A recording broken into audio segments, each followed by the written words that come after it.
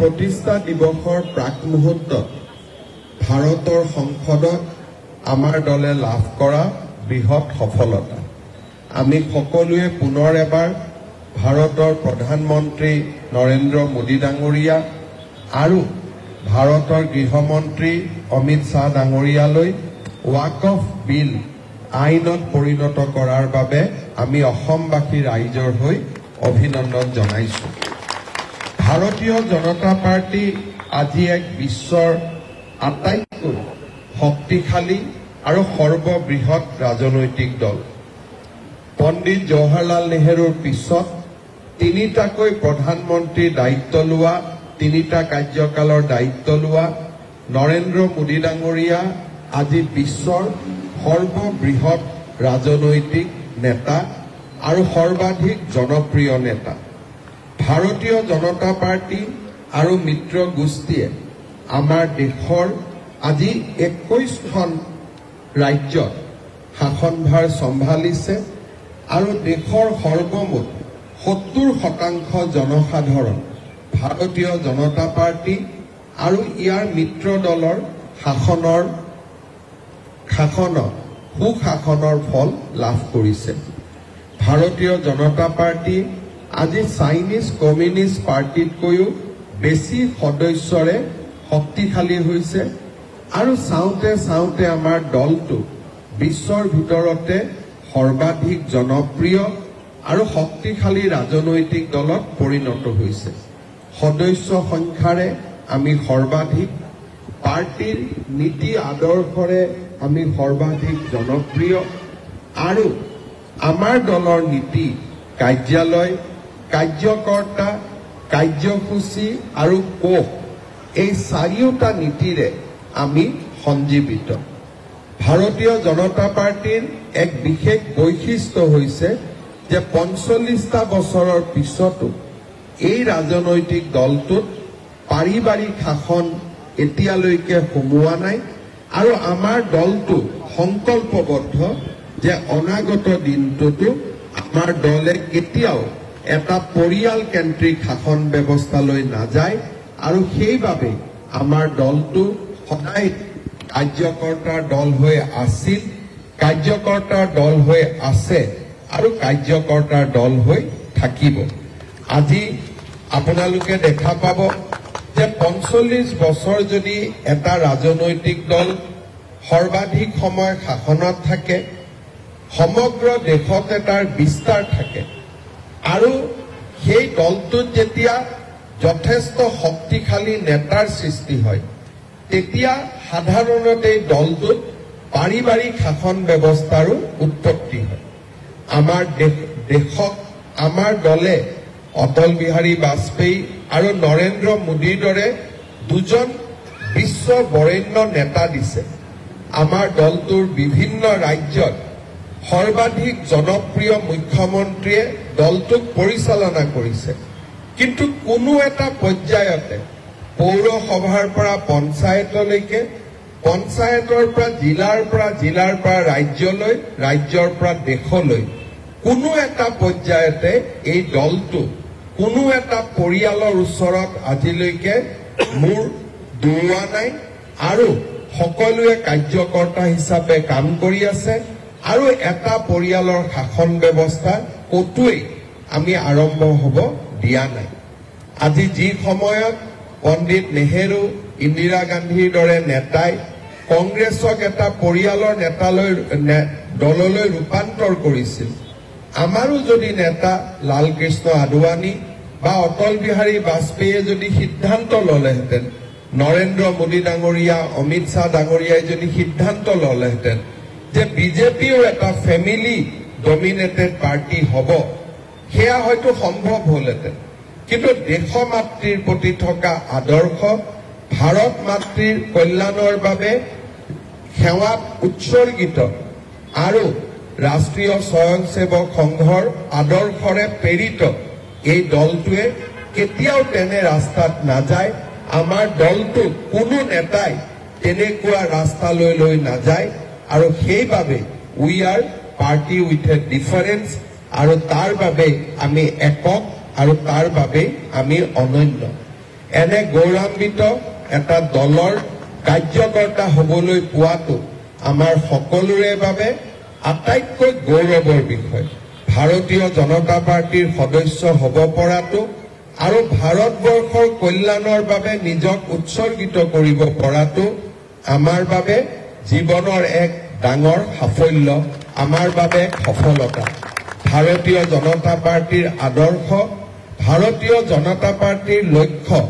আৰু ভাৰতীয় জনতা পাৰ্টিৰ সংকল্প আমাৰ জীৱনত সমাহিত হ'ব লাগে। আমি সকলোৱে আমাৰ ব্যক্তিগত আকাংক্ষাৰ ওপৰত ৰাষ্ট্ৰৰ আকাংক্ষাক আমি আটাইতকৈ গুৰুত্বপূৰ্ণ স্থান দিবলৈ আমি শিকিব লাগে আৰু ৰাষ্ট্ৰৰ আকাংক্ষাৰ সন্মুখত আমাৰ কোনোৱে আহিব নোৱাৰে। ৰাষ্ট্ৰ সৰ্বোপৰি, ৰাষ্ট্ৰ প্ৰথম এই নীতিৰে আমি দীক্ষিত হৈ আমি ভাৰত মাতৃৰ সেৱাত নিজক উৎসৰ্গিত কৰিব লাগে। আজি ভাৰতীয় জনতা পাৰ্টিয়ে 2014 চনৰ পৰৱৰ্তী সময়ত প্ৰধানমন্ত্ৰী নৰেন্দ্ৰ মোদী ডাঙৰীয়াৰ নেতৃত্বত অসমতো আমি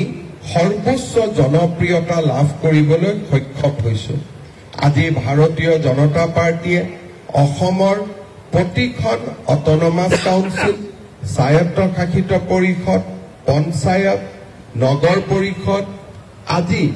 আমি ৰাষ্ট্ৰ জীৱন আৰু সমাজ জীৱনৰ প্ৰতিটো স্তৰতে ভাৰতীয় জনতা পাৰ্টিয়ে নিজৰ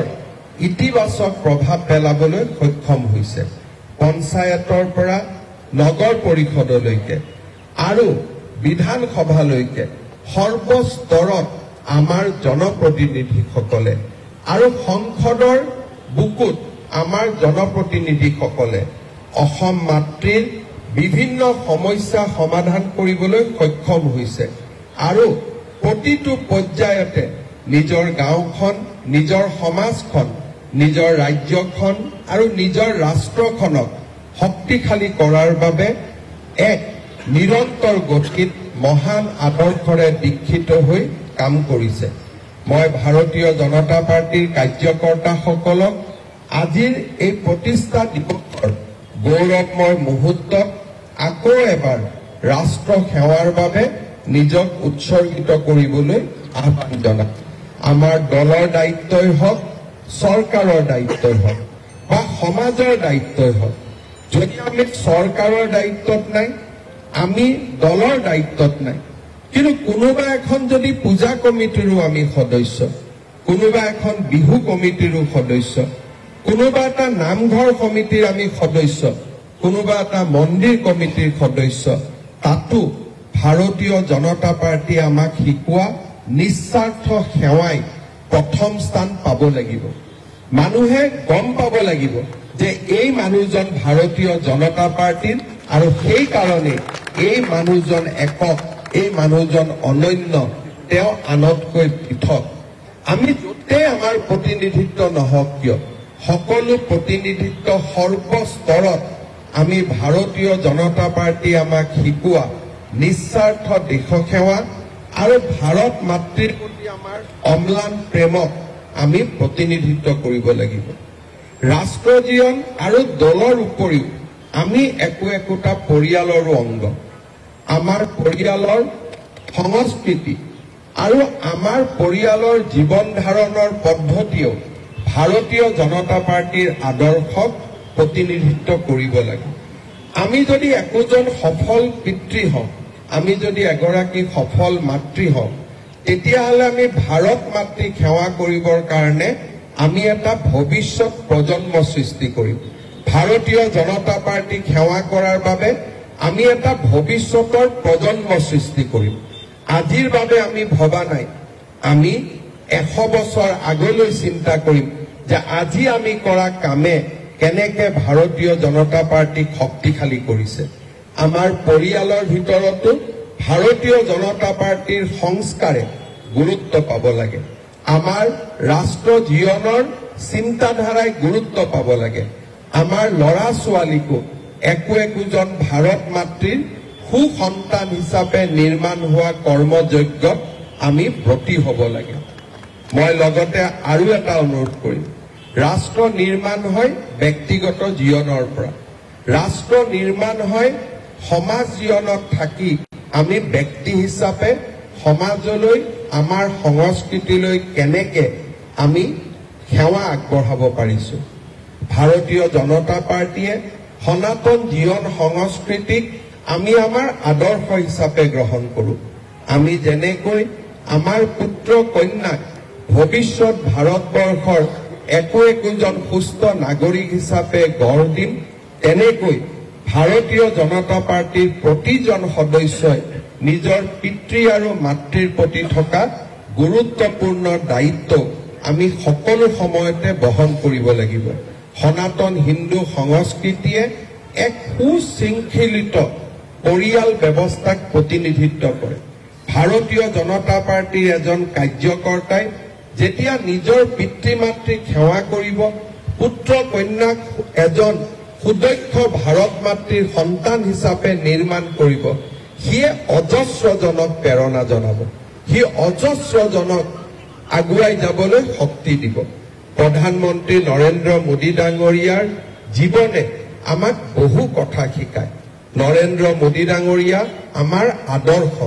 আৰু তেনে এক জীৱন্ত আদৰ্শ পুৰুষৰ জীৱনত আমি যদি উপলব্ধি কৰো আমি সকলোৱে আমাৰ জীৱনৰ আদৰ্শও আমি তাতেই বিচাৰি পাম মই আজি প্ৰতিষ্ঠা দিৱসৰ দিনটোত ভাৰতীয় জনতা পাৰ্টিৰ কাৰ্যকৰ্তাসকলক আৰু এটা আহ্বান জনাম যে যেতিয়াই আমি আগবাঢ়ি যাম যেতিয়াই আমি শক্তিশালী হ'ম তেতিয়াই বিভিন্নজনে প্ৰচাৰ অপপ্ৰচাৰৰ জৰিয়তে আমাৰ দলটোক দুৰ্বল কৰিবলৈ প্ৰচেষ্টা কৰিব আৰু আজিৰ দিনত দলটোক দুৰ্বল কৰাৰ এক ডাঙৰ মাধ্যম হ'ব পাৰে সামাজিক মাধ্যম আমি যি ধৰণে আদৰ্শগতভাৱে শক্তিশালী আমি প্ৰযুক্তিৰ ক্ষেত্ৰতো শক্তিশালী হ'ব লাগিব ভাৰতীয় জনতা পাৰ্টিৰ কৰা প্ৰতিটো সমালোচনা আমি আমাৰ কাম আৰু আমাৰ যি প্ৰযুক্তি আয়ত্ত কৰি আমি জনতাৰ মাজত সঁচা কথা সত্যৰ যি প্ৰতিবিম্ব তাক আমি লৈ যাবলৈ প্ৰচেষ্টা কৰিব লাগিব আজি ভাৰতীয় জনতা পাৰ্টিৰ সফলতা ৰাম মন্দিৰৰ সফলতা ই এক মন্দিৰ নিৰ্মাণ নহয় 500 বছৰৰ গোলামীৰ পৰা আমি মুক্ত হোৱাৰ ৰাম মন্দিৰ এক উজ্জ্বল নিদৰ্শন আজি ভাৰতীয় জনতা পাৰ্টিৰ চৰকাৰ নাহিলে কাশ্মীৰৰ পৰা 370 ধাৰা কেতিয়াও বিলুপ্তি নহলহেঁতেন ৰাম মন্দিৰৰ কেতিয়াও নিৰ্মাণ নহলহেঁতেন আজি ভাৰতীয় জনতা পাৰ্টিৰ চৰকাৰ নহলে ট্ৰিপল তালাক বিলুপ্তিৰ জৰিয়তে সংখ্যালঘু মহিলাসকলে কেতিয়াও ন্যায় নাপালেহেঁতেন ভাৰতীয় জনতা পাৰ্টিৰ চৰকাৰ নাহিলে আমাৰ কেতিয়াও ৱাক অফ এমেণ্ডমেণ্ট বিলৰ দৰে আইন পৰিণত বা আইন বাস্তৱত ৰূপায়িত নহলহেঁতেন আজি ভাৰতীয় জনতা পাৰ্টিৰ চৰকাৰ নাহিলে উত্তৰ পূৰ্বৰ এই বিশাল বিকাশ কেতিয়াও সম্ভৱ নহলহেঁতেন আজি সেয়েহে ভাৰতীয় জনতা পাৰ্টিৰ এক কাৰ্যকৰ্তা হিচাপে ভাৰতীয় জনতা পাৰ্টিৰ ইতিবাচক উপলব্ধিসমূহ প্ৰযুক্তিৰ জৰিয়তে ৰাইজৰ মাজলৈ লৈ যোৱা দলক কৰা সমালোচনা মুখ্যমন্ত্ৰীয়ে সভাপতিয়ে প্ৰত্যুত্তৰ দিয়াৰ বহু আগতে কাৰ্যকৰ্তাসকলে স্পষ্টভাৱে যুক্তিনিষ্ঠ বক্তব্যৰে ৰাইজৰ সন্মুখলৈ লৈ যোৱা এইবিলাক ভাৰতীয় জনতা পাৰ্টিৰ এজন কাৰ্যকৰ্তা হিচাপে আমাৰ দায়িত্ব আৰু কৰ্তব্য আমি সদায় এটা কথাই মনত ৰাখিম ভাৰতীয় জনতা পাৰ্টি দুৰ্বল কৰা মানে কোনো ব্যক্তিক দুৰ্বল কৰা নহয় ভাৰতীয় জনতা পাৰ্টিক দুৰ্বল কৰা মানে এক আদৰ্শক দুৰ্বল কৰা আৰু ভাৰতীয় জনতা পাৰ্টিক দুৰ্বল কৰা মানে আমাৰ ৰাষ্ট্ৰ সত্তাক দুৰ্বল কৰা ভাৰতীয় জনতা পাৰ্টিক দুৰ্বল কৰা মানে ভাৰত মাতৃক বিশ্বগুৰুৰ পথলৈ লৈ যোৱাৰ পথত অজস্ৰ হেঙাৰ সৃষ্টি কৰা সেয়েহে আমি সকলোৱে ব্যক্তি স্বাৰ্থৰ ওপৰত উঠি ৰাষ্ট্ৰ স্বাৰ্থক সৰ্বোপৰি হিচাপে জ্ঞান কৰি ভাৰতীয় জনতা পাৰ্টিৰ এই পবিত্ৰ পতাকাৰ তলত একোজন গৌৰৱী কাৰ্যকৰ্তা হিচাপে ভাৰত মাতৃক আমি বিশ্বমিত্ৰ বিশ্বগুৰুৰ আসনলৈ লৈ যাম। সেই পবিত্ৰ সংকল্প আজি আমি প্ৰতিষ্ঠা দিৱসৰ দিনত আকৌ এবাৰ সকলোৱে গ্ৰহণ কৰিছো। ভাৰতীয় জনতা পাৰ্টিৰ সকলো কাৰ্যকৰ্তাকে বুথৰ পৰা ৰাজ্য পৰ্যায়ৰ পৰা ৰাষ্ট্ৰীয় পৰ্যায়ৰ পৰা আৰু দেশে বিদেশে থকা আমাৰ অজস্ৰ শুভকাংক্ষীলৈ সকলোকে ভাৰতীয় জনতা পাৰ্টিৰ প্ৰতিষ্ঠা দিৱসত অসমৰ কাৰ্যকৰ্তাসকলৰ হৈ অনন্ত শুভকামনা যাচি ভাৰতীয় জনতা পাৰ্টি চন্দ্ৰ আৰু সূৰ্য আকাশত থকালৈকে সদায়ে গৌৰৱেৰে ভাৰত মাতৃক সেৱা কৰি যাওক। আমাৰ দল শক্তিশালী হৈ থাকক, তাকেই কামনাৰে মই মোৰ বক্তব্যৰ সামৰণি মাৰিছো। আমাৰ ৰাজ্যিক সভাপতি দিলীপ শইকীয়া ডাঙৰীয়া আৰু ভাৰতীয় জনতা পাৰ্টিৰ প্ৰতিগৰাকী সদস্যকে প্ৰতিষ্ঠা দিৱসৰ অভিনন্দন জনাই মই মোৰ বক্তব্যৰ সামৰণি মাৰিছো।